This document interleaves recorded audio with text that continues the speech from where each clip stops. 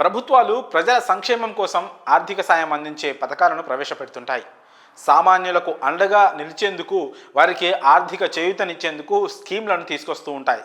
అయితే ఈ స్కీమ్లను ఆసరాగా చేసుకొని మోసాలకు పాల్పడుతున్న కొందరు కేటుగాళ్ళు ఈజీ మనీకి అలవాటు పడి అతి తెలివి ప్రదర్శిస్తున్నారు.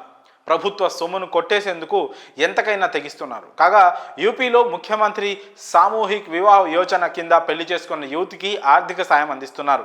ఈ సొమ్మును కాజేసేందుకు ఏకంగా అన్నా చెల్లి పెళ్లి చేసుకొని షాక్ ఇచ్చారు. ప్రభుత్వానికే షాక్ ఇచ్చారు. ఇప్పుడు ప్రభుత్వ పథకానికి సంబంధించిన డబ్బు కొట్టేసేందుకు ఏకంగా బాలీవుడ్ నటి సన్నీ లియోన్ను వాడేసుకున్నాడు ఓ వ్యక్తి. సన్నీ లియోన్ పేరుతో బ్యాంకు ఖాతా తెరిచాడు.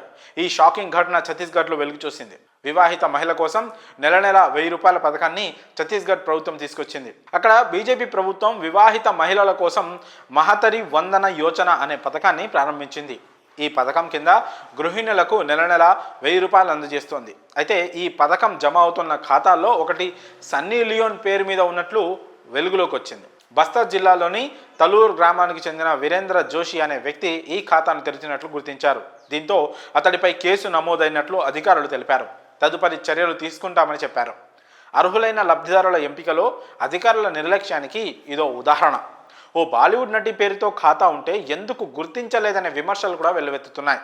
ఈ ఘటనపై పూర్తి స్థాయి దర్యాప్తునకు బస్తర్ జిల్లా కలెక్టర్ హరీష్ ఆదేశించారు. దీంతో మహిళా శిశు సంక్షేమ శాఖ అధికారులు చర్యలు చేపట్టారు. బ్యాంకు ఖాతాను సీజ్ చేసి ఆ మొత్తం డబ్బు రికవరీకి ప్రయత్నిస్తున్నారు. ఈ ఘటనపై అధికార విపక్షాల మధ్య మాటల యుద్ధం మొదలైంది. మహతారి వందన యోజన పథకం లబ్ధిదారులు 50% మంది నకిలీలేనని ఛత్తీస్గఢ్ కాంగ్రెస్ చీఫ్ దీపక్ బైజ్ ఆరోపించారు.